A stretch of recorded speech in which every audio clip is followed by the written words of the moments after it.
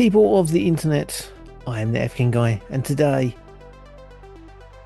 Oh god. Total Cult Zone presents Sex Lives of the Potato Men.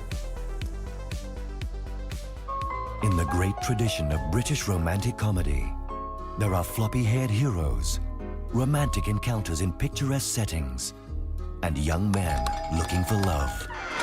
This is Poppy in. She's at work. Can you give her a message? What? Just say, with respect to the threesome, it's a thumbs up. Just split up with my wife. So, a threesome with your sister would be superb right now. They are the unsung heroes of vegetable delivery. You're not behaving like a human being. No, I know, but who does? Always on the lookout. I don't care if they're black, white, yellow or purple, I'll check anyone. Purple, who's purple? Always at the ready How's my favourite son-in-law? for when danger strikes. Shall we strangle the hamster? Get ready to enter the sex lives of the Potato Men. My mother-in-law gave me a blowjob last night. And give me a fishing rod once. There's no appetite they can't satisfy. Hello, boys. Fancy spit roast? Yeah, I've only had a sandwich for my dinner. Did you not have to watch Past Lives? No. Oh, why? That's not fair. And that's why I suggested this. I messaged Dean and went, surely this, and then about 30 seconds later, as I was live listening, one of you two mentioned this. I was like, oh, fuck's sake, beat me to it. Fair enough, then. Worst things happen at sea. Could go to Israel. Eek. Too soon. Too soon. Topical. Well, they've sent her home, so that's all right. Could have been a lot worse for her.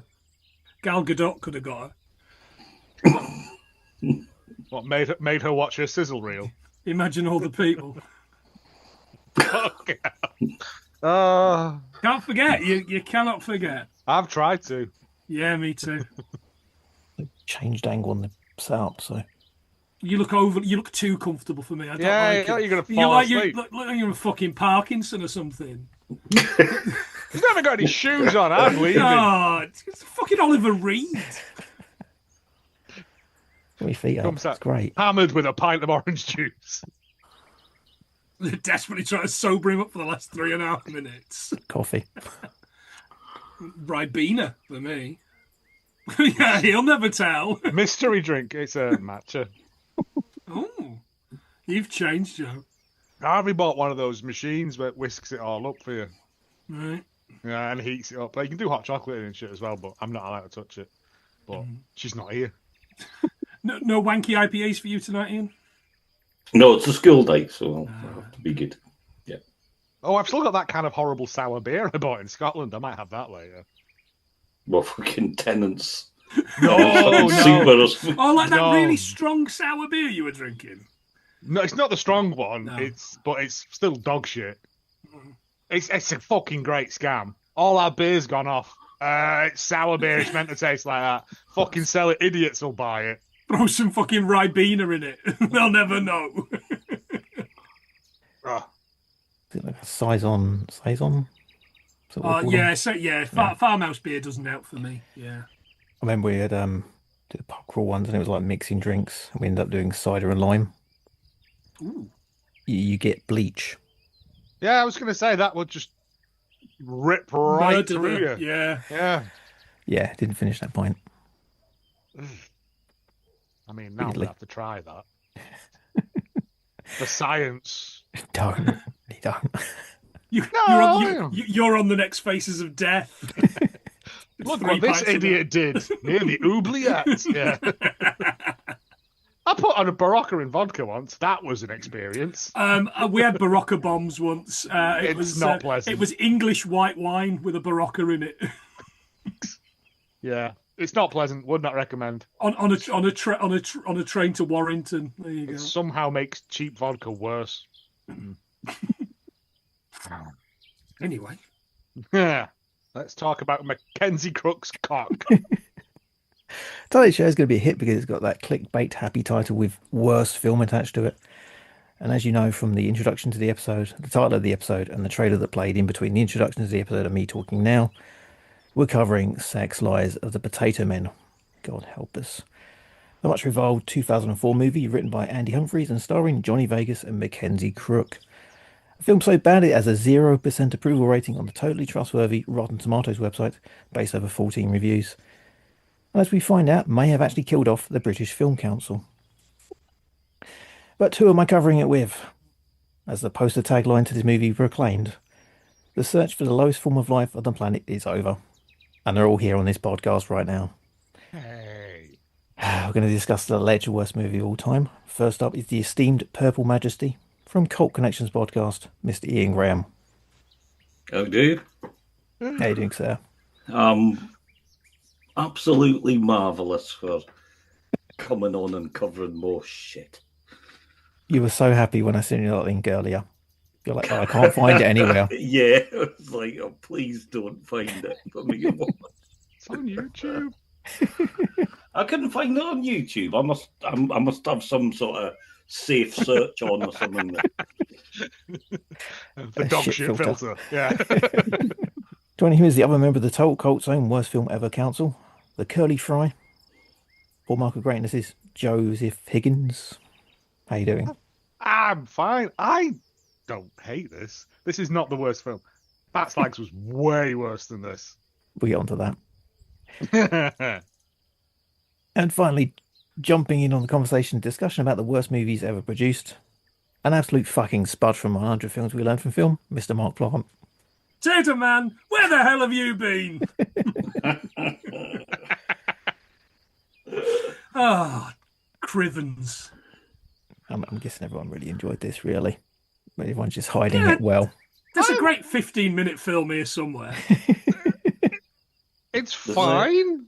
There's a sweet spot about well, not really a sweet spot, but there's a there's a bit. There's like a 10-minute phase about 2/3 of the way in where you get a couple of this sort of chuckles and yeah, and actually it's I tell you what, it's better than Fat Slags, and it's a hell of a lot better than that the gangster film that we did. The one we've forgotten the name of. Awful. Yeah. Punch your asshole. Yeah. Yeah, that's the one. Yeah. Couldn't say what it's called, but I know that line's in it. So Mackenzie Crook and Johnny Vegas star in the bird-chasing, self-proclaimed Butch Cassidy and the Sundance Kid of Birmingham, in this £3 million Britcom about two lowlifes with active fantasy sex lives who deliver potatoes to various restaurants and grocers. That synopsis provided by James Mackenzie on IMDb, which is being incredibly generous in his description. £3 million. Yeah, although its budget I think is possibly overestimated, maybe 3 million on the marketing side. Maybe, because the estimated amount was apparently 1.8 million overall. Question time for you all. How much did it make worldwide? Ooh. 1.8 million. 250 grand. I'm going to guess it made its money back at least. Ian? £700,000. It made 1.25 million. Wow, okay. That's fantastic. Didn't do What too I bad. will say is, although I'd never seen this until now, I remember adverts on buses for this.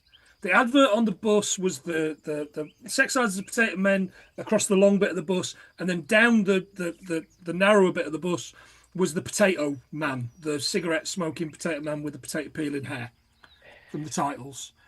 And that is all I knew, and I thought, bloody hell, this is marketed everywhere. I've got to watch this. And of course I didn't until now. Yeah, the conflicting reports on the actual amount it made. There's 1.5 million, someone else says. What is true, however, is that he got funded by the UK Film Council via the National Lottery, which is public money, kind of. You know, the money you get from taxing people who play the lottery every week. Which isn't really public money, it's people who play the lottery, isn't it, really? They deserve to have this film made in their honour, then. They got 1 million of the money from that, which, made a lot of stories bump up. The rest of it goes to Mystic Meg, I guess, or keeping Dale Winton in cryogenics. Or that bloke that says, and this week's robot is Excalibur, and Does set that of still balls number happen? 5. I have no know. idea, no. I don't know. But you can't do that. You can't take... Oh, I guess it's all... Yeah, it's their money. They can do what they want with it. Yeah, I guess killing the film council it might have done, but you don't need to worry about that, because if this was made in 2025, Sky Studios would make it in a fucking heartbeat. Oh, Danny Dyer and... Nick Frost. I was going to say Robert Peston, but that wouldn't work. I would beg to see that movie. But yeah, it would. Sky would make this in a heartbeat now. Yeah, I think the fact that he got that much money from the film council has helped the people be angry about it. It's like it's got to be the worst film ever. It could be paid for it. It's really bad, and all the like MPs come out about it as well. I didn't pay for it. It's true. I didn't either. I paid for it watching it. Yeah, it's fine. It's very Heat magazine. Like, Yeah. Ooh. It's written and directed by Andy Humphries, who up to this point had been working in production at Granada TV under Tony Wilson, one of the guys behind Factory Records, famously played by Steve Coogan in 24-Hour Party People, and Craig Parkinson in the biography of Ian Curtis, and Joy Division Control, which is a great film. Great movie. It's a great movie. They both are. They're both really good movies. Yeah, I know, but I can never see Steve Coogan as anything other than Alan Partridge, and in that film, he's Alan Partridge playing him. Like which is not that far from the truth anyway. But yeah, so he's liaising with a lot of Manchester bands and the comedy talent at the time. So the scene of comedy during this era. If you try and think back to about the early 2000s, we had Space, The Royal Family, Phoenix Nights, League of Gentlemen, Peep Show, The Office. Heading out of the laddish era, which I think he was still embedded in, maybe. The tone of this. It's got big sort of game on, men behaving badly energy. Absolutely, 100%. Yeah. The Which is cast not a in good it thing. shows that he's working with the sitcoms and the comedians. You've got Johnny Vegas, Mackenzie Crook, Mark Gatiss, Lucy Davis, Julia Davis. Julia Davis! Yeah. Absolute comedy royalty in this. And again, it suffers from that Fat Slags thing of just like the script not really being there. It's weird it's focused around Johnny Vegas and Mackenzie Crook when it's actually focused on all the Potato Men, which is Mark Gatiss and Dominic Coleman. But I guess they were the stars at the time, weren't they? They were kind of, Vegas was doing bits on a Friday night on Shooting Stars. Mackenzie Crook was doing The Office. Gatiss was probably more of a, kind of in a group, choice. wasn't he? Yeah. And the other bloke was yet to be trolleyed. God, remember that? Yeah, seen every episode of that. I don't know why. Which one was Gatiss was What did you commit? Gatiss was just winding up to write some their Doctor Who's under their Russell T Davis. He wrote actually 2 or 3 really good stories in those early seasons. I was going to say, because he started doing to that stuff rather than stand with Reece Shearsmith and Steve Pemberton, isn't he? Yeah. He's kind of moved away from that. He did a lot of the Sherlock stuff as well, didn't he? As well, I think. Well, he was always a Doctor Who fan, and I think he'd actually written some fiction before that, some of their novels and things prior to that, and he knew Stephen their sort of Moffat, which is how they ended up doing their Sherlock. So, there you go. Yeah. Like I said, when Gatiss appeared in this, I was like, "Why are you in this?" Then I remembered that the League of Gentlemen film exists, and I was like, "Oh yeah." I've forgotten about that. I was weekend 1 at the cinema to see that. I've never rewatched it because I was so angry. Yeah, I don't think I'll be watching that. Yeah, there's a story of that with Boo's grandmother, who was at one of the showings of it in London, and she sat behind them all. Oh, and she was very sort of, kind and a little bit patronising towards them. It's like, yeah, well done, lads. Ouch. She's a great old lady. So it's supposed to be set in Birmingham, actually filmed in Hayes and Chigwell, which are the outskirts of London. And you think it'd be a bit more expensive to film in London, but apparently cheaper. And the sets are not really sets. They're filmed in actual places. One of the locations was actually a green room. They used to sort of grow marijuana in and that kind of shit. And one up to that point had been a crack den.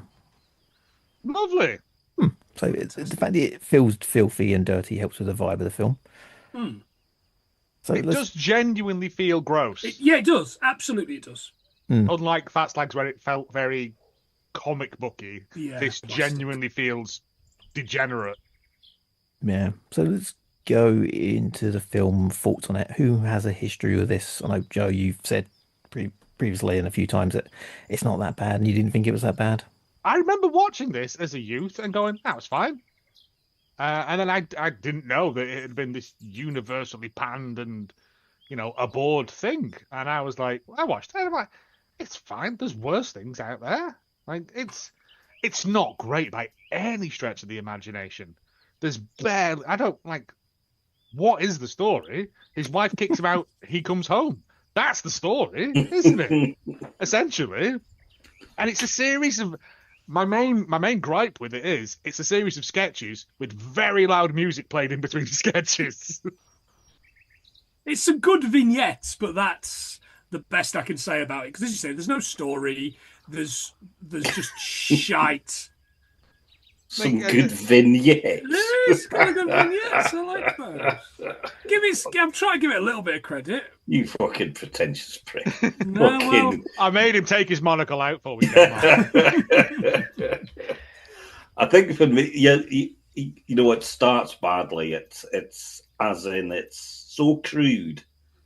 It's just like, oh, this is off sort of putting. There's a joke about a food substance in there. I nearly turned it off, Ian. I've got to be honest. This was the bit I nearly went, I can't watch this. But, and I'll say that, and it does get slightly better. There are some laughs that sort of come along, and I think almost testament not for the storytelling, because there isn't really a story, but for the characterization. And by the end of it, I would have to say I felt pleased that there was a sort of a happy ending, as it were, which I would say is actually kind of sums up that the film's okay if it does that. If you get that feeling by the end, you actually, you're warm to Johnny, this sort of Vegas's character a little bit. And you're glad he gets that he gets a happy ending. The only reason I'm glad he gets a happy ending is because he stops moaning. Because all the way, he doesn't deserve the ending. The character doesn't deserve the ending he gets. He deserves to be in a fucking crack den. No, he doesn't. He doesn't. Like, no one goes on a journey in this at all. It begins and ends right back at the start. Yeah, exactly. And all the way through, he's kind of going, take me back. Why? Because it's a nice house. Not because I love my daughter and I want to spend some time with my daughter, or I feel like I'm missing you and I feel like we could be something together if I worked a little bit harder. He goes, no, because I want to be in the house because I have to sit next to what's-his-face while he's masturbating and eating fish paste sandwiches. For Fish breakfast. paste and jam. Yeah, because that's a running joke that doesn't get old about 2 horrible. seconds in.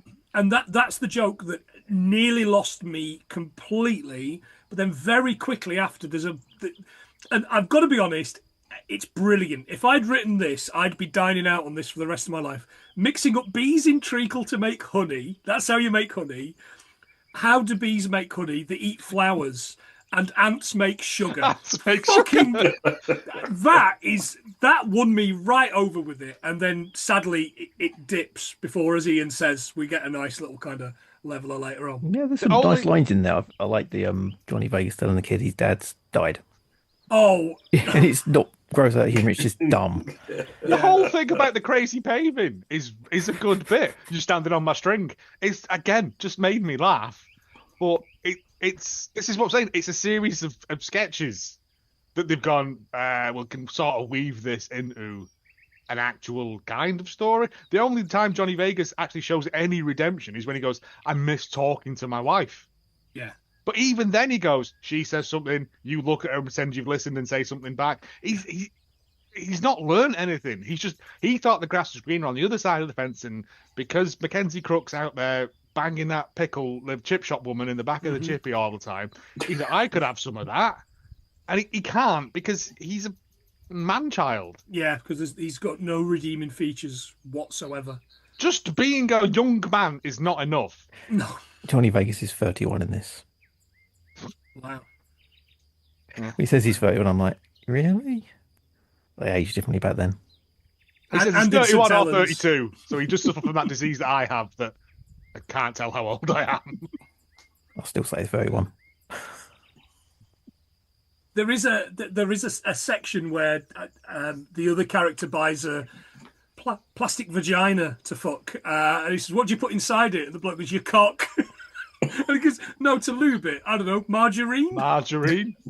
Yes. I haven't thought about margarine for a long time, and Especially not as a lubricant. As somebody that doesn't eat dairy, I guess I am eating margarine, aren't I? But you don't call it margarine. You don't have Olivio? That's No, flora plant-based in our roast. Yeah. Flora buttery plant-based. So is this a woke version then of? Other lubes are available in Paris. That's exactly what it is.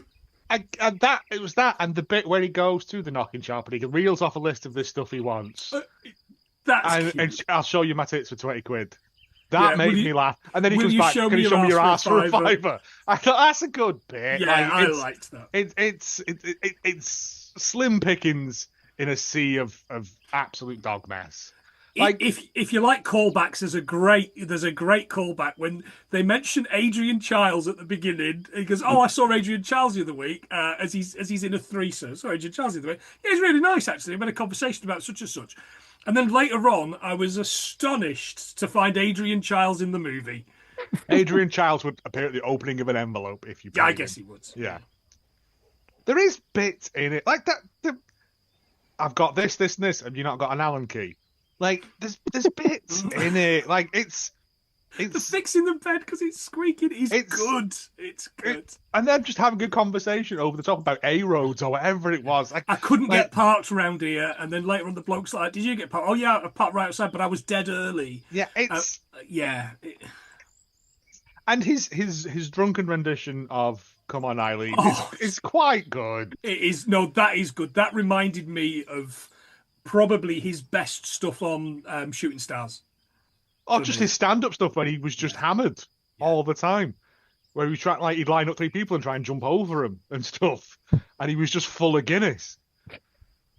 But again, I don't know how much of this was scripted and how much of it was him just... Because I don't think he was, like, clean then. Like, you know what I mean? Like, he's cleaned himself up now and he's a... Serious at this artist. point, he's a potter. But I think at this point, it would have just been for... And it kind of shows, because the best bits it's just where it's him sort of monologuing. Mm-hmm. True story. I got told to fuck off by Johnny Vegas in 2001. There you go. Oh, I've been told shut up by him. Yeah. Because I was laughing at him when the screen broke at some screening. Bradford versus St Helens in the Challenge Cup final, the Rugby League. He was calling Bradford fans thick as fuck. So I said, "Shut you fat bastard." And he told me to fuck off. Fair enough. Well, it should have gone. At least I wasn't in Sex Lives of the Potato Man. Oh no, this was pre-Sex Lives of the Potato. Well, It was 2001. You should have warned him. Don't do Sex Lives of the Potato. Yeah, you mentioned music earlier. A lot of the stuff in this is done by the Super Preachers, which is a band created for the movie, specifically. Sure. You've got Dexys Midnight Runners. There's a few songs in it. She said "Come On, Eileen," which is probably better than the original version. Hey. Don't make me phone Kevin Rowland. Yeah, some Buzzcocks in there, Motorhead, and a band which I forgot existed, and now I can't get the song out of my head. The Coral. Yeah. Oh man, I've seen the Coral. They're rubbish. Yeah. There's There's a sneaky bit of the specials in there as well for the boys. Yeah. Yeah, you knew it was a British film from the early 2000s when it opened with Motorhead's Ace of Spades, didn't you? And then flicking the V's at a driver who's stuck to who looks strangely like Buster Merrifield. After the accident.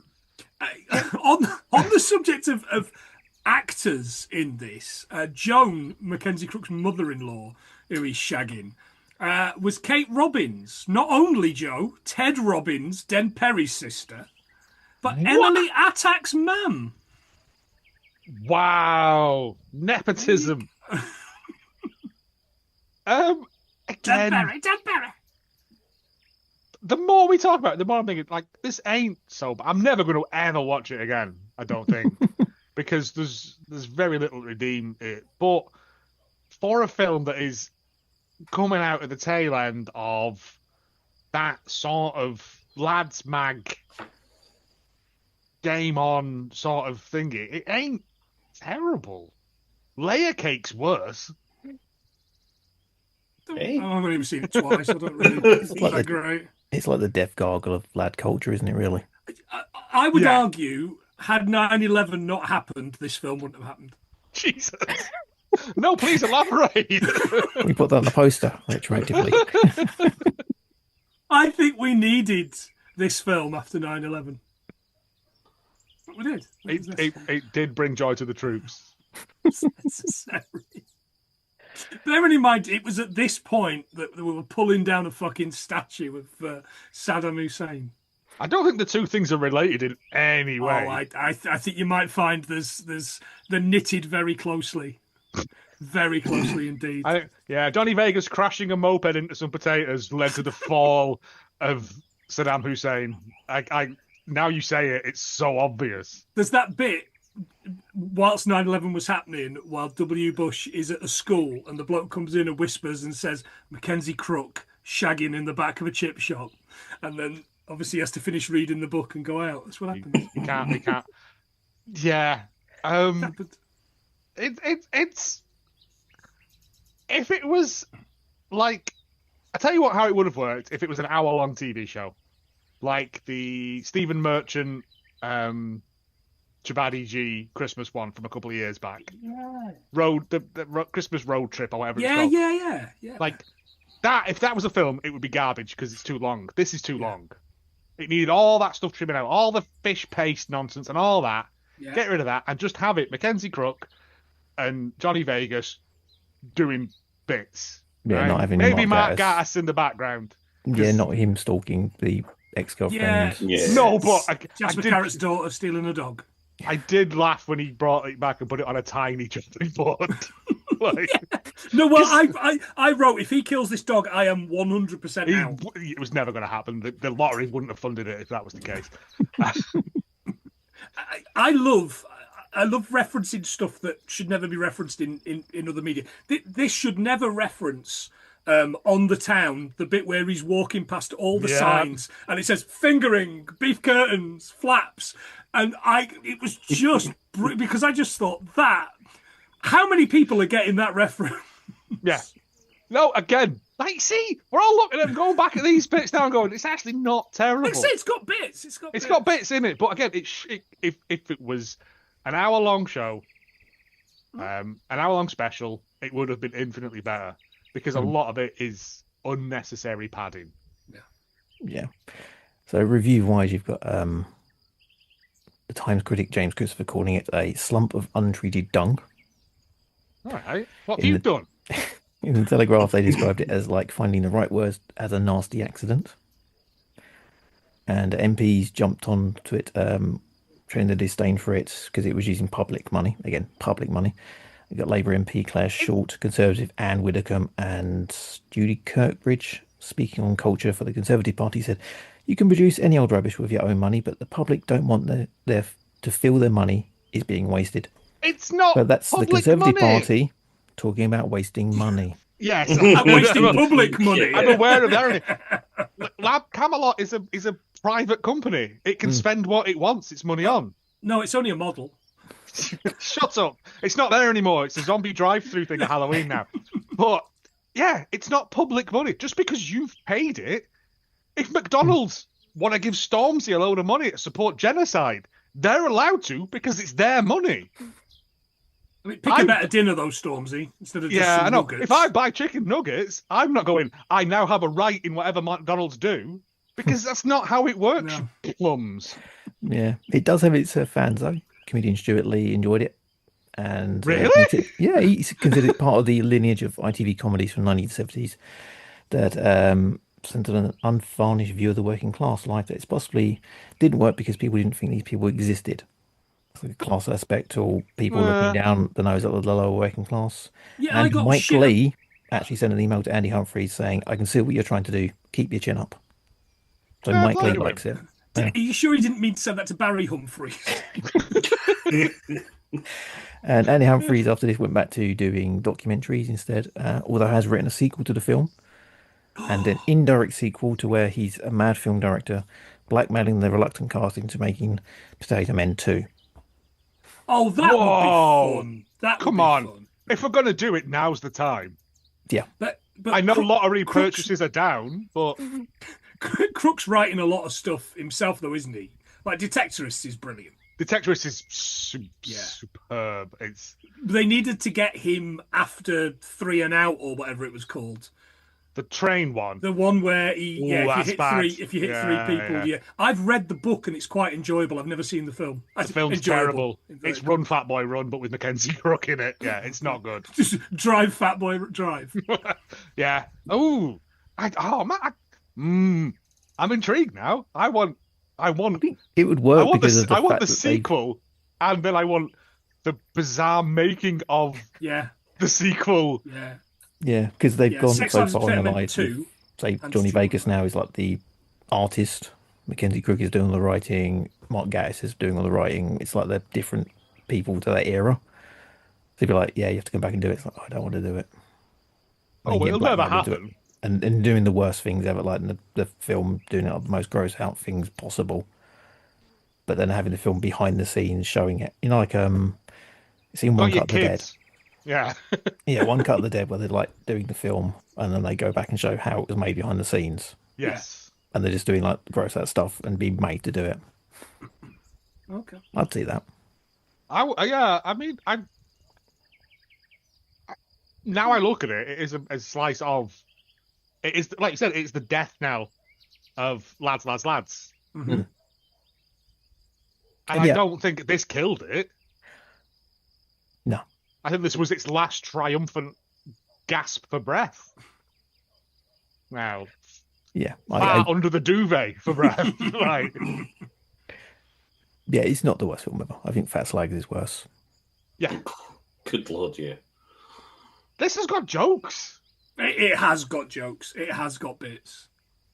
Like, The yeah. bit where the husband falls out the wardrobe. I mean, I Oh. laughed out loud at that. Yeah, I liked that a lot. I loved the fact that every time she turned up, he was somewhere else hidden, such as in the car boot while they were at it. And yeah. Yeah. Making him dress up and sweep the floor. Yeah, and then he was that was pretty good. Not And then only that, I he found was out- above him. He was above him, and I think Mackenzie Crook, while he's having sex with the wife, says, "We're only one rope snapping away from me being crushed," or something. Was pretty good. I found the chip shop swimming up scene powerfully erotic. I don't know why. Maybe it's the pickled eggs. I'm not sure. Oh, I love a pickled egg. I've got some in the Oh fridge. no, awful. But yeah, I'm now I know that he's written a, just release the screenplay. Then we can film it. We could act it out. Yeah. Plant he'll be Johnny Vegas. I'll Fucking lose some right weight I and be will. Mackenzie Crook.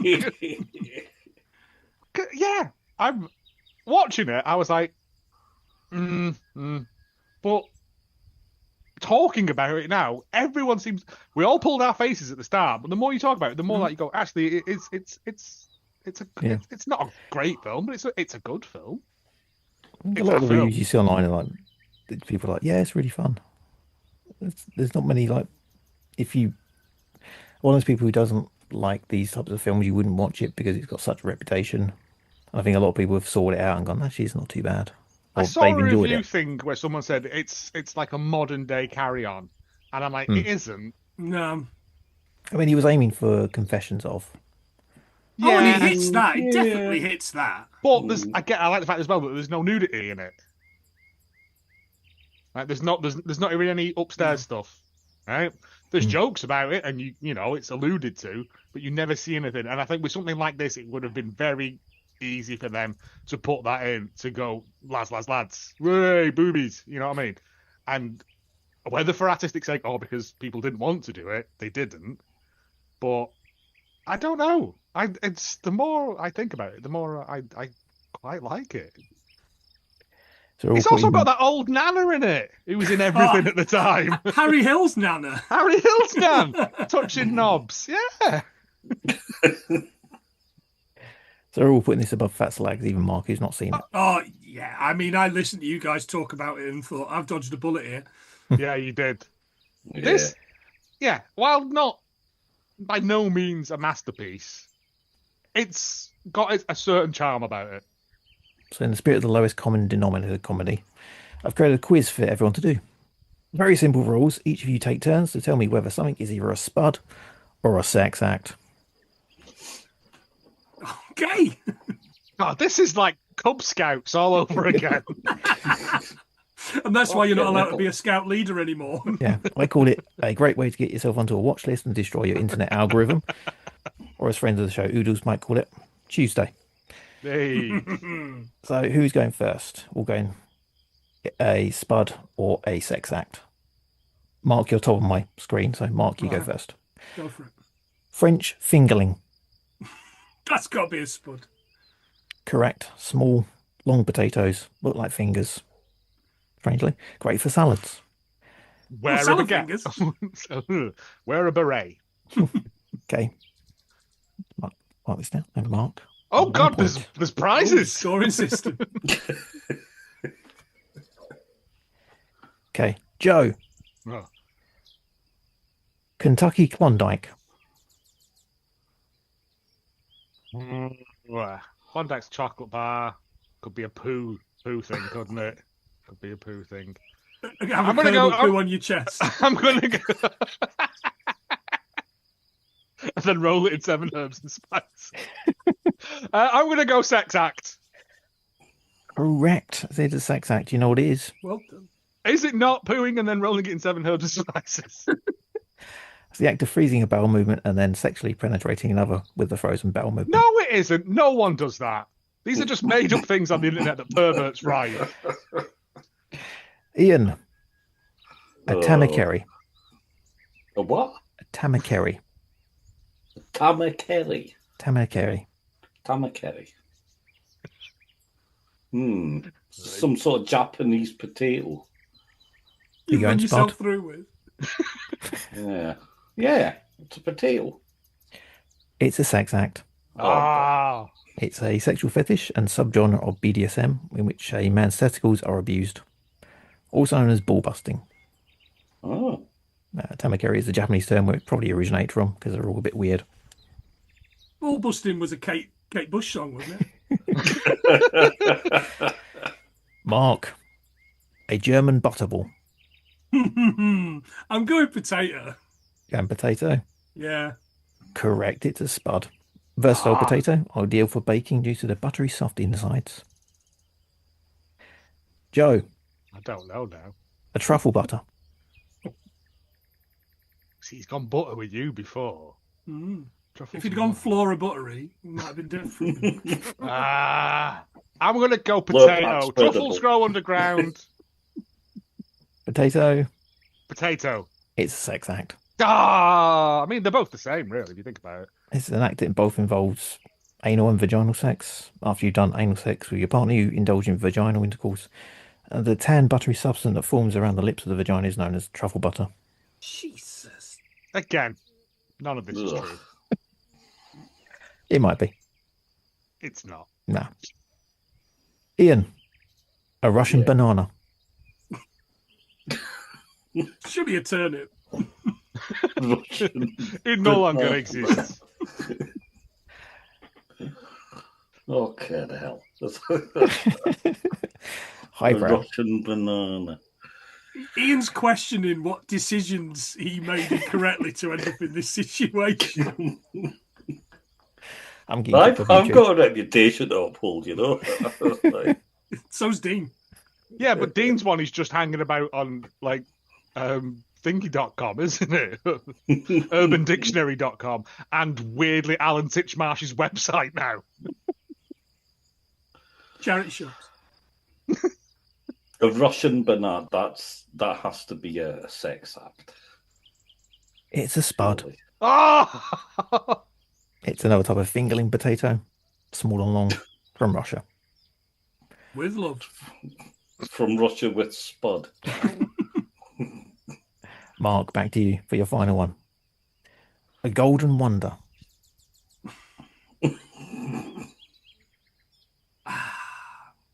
I mean, it's crisps, isn't it? So I'm gonna have to go potato. Why not? Correct. It's a He spud. got all potatoes. I sir. did. It's not fair. It's a Scottish potato that's great for frying and roasting, but will disintegrate in water if left too long. Like most Scottish people. Fairness. Joe, a figging. That's got to be a sex. Correct. Yeah, figging pudding, isn't it? From that Christmas song. Do you know Let's what all it go is? and fig. Let's all go and fig the pudding, and then give it your nan or whatever the lyrics are. I don't know. No, I don't know what it is because none of this is real, Dean. The act of inserting a piece of peeled ginger into someone's butthole. But that nips. Refreshing. It's good for the blood. And Ian, final one. An Irish lumper. An Irish lumper. Oh, that's definitely a potato, surely. It's Potato. It's Irish. It's a potato, like mono. Yay. Exactly where I was going with that one, and you beat me to it. So, Mark, you win that quiz. Your I prize, hope I win. I hope I win potatoes and not sex acts. your prize Gotta be is to honest. not appear on the next show. No, Great. fuck's Enjoy sake. 3 and Out or whatever the fuck it's called, lads. His was all potatoes. That's not fair, my lord. And if anyone knows potatoes, it's me. I mean, it's basically cannibalism at this point for him. Not the fact you're saying 3 and out, and I've got that on my screen at the moment because I was looking into it. I went to the cinema to see that. It's not good. Ouch. Oh dear. Oh, I know what we should do, guys. This is a favourite of. Well, it's not a favourite because it's shit, but a cult film amongst my Doctor Who group. So they're the tits who are they're the Tayside Doctor Who fans as lesbian vampire killers. Oh, James Corbyn. Christ. Weirdly, someone did mention that yesterday when I mentioned Sex Lives of the Potato Men. They went, "Is it worse than Lesbian Vampire Killers?" And I went, "I've not seen that Now in I a didn't. long time." Now I didn't go, but I remember because Paul McGann was in it. So a whole load of I say a load. There was like 3 of them or something. So 3 of my mates had to go there to the cinema to watch it just because of Paul McGann was in this film. Rough. Yeah. Okay, so the next film I'm going to announce now. I've made some rules on these ones. We actually need to have a physical copy. Or I need to have a physical copy at least. This is the next film, which Joe and Ian now have to do. Oh, fuck you! Oh no! Oh, Alien Autopsy with Gutted. Anton Deck. Are you sending me a copy of that? Mate, you will get one in any charity shop in Dundee, I can assure you. You absolutely will. I have seen it in every charity shop I have ever been in. I'm going to send it around the country. If you send it to me, you're going to get a shit back in that DVD case. I'll tell you. Just the What's the DVD name of coming that back. sex act? Casing, I think. It's called Himmler's Greenhouse. So, Mark, where can we find you? Winner. Yeah, anywhere you get your podcast, 100 Things We Learned from Film with my co-host John, where we talk about a different film every week, try and get 100 things. John's on holiday, so I'm doing Faces of Death next week with Joe. That should be really fun. Also, we've done some music-related stuff. 100 Things We Learned from Film.co.uk for all of our links. Joe. You can find me and Plenty most weeks talking about British TV stuff. We're doing Castaway at the moment on Hallmark Greatness. Despite the name, we will go back to Hallmark films and that, but we're having too much fun doing like little remembered British TV series like Castaway and Time Commanders was fun as well. I forgot about that. Yeah, it was. But Hallmark Greatness, wherever you get your podcast from. If you like wrestling, a little bit, but mostly just nonsense. Damn It Vacant, I do that as well. But that's mostly just fucking me talking more bollocks than normal at the moment. And Ian. Where can we find you?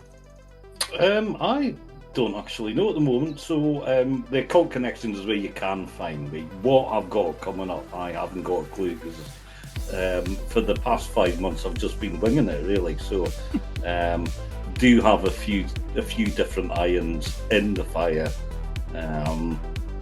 but it's whether I get the finger out or not, which hasn't been the most successful recently. But there will be some interesting things coming up. A bit of Virgil Tibbs. I am thinking about doing some oh dear, the Yakuza films. Yeah, I've got a few different things coming up. So Nice. some good things. Part for that one. I like Yakuza films. Yeah. See, it's nice being on with someone who does proper stuff. When he can be asked. Yeah, I mean, you are lazy. Yeah. Again, we've all got stuff going on. We can't all just be swanning about on holiday all the time. Not directed at anybody. Everyone bar me. Just because you've run out of weddings to go to. Don't put that up in the air because I'll get a card tomorrow now. You'll never run out of weddings. There's an infinite number of cousins. An infinite There number of really weddings. is. It's worse than the deep south. Yeah.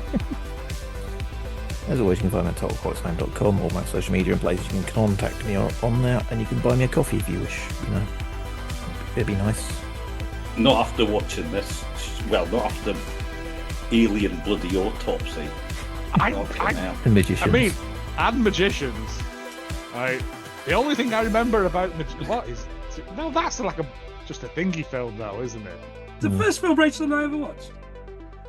Christ, that explains so much.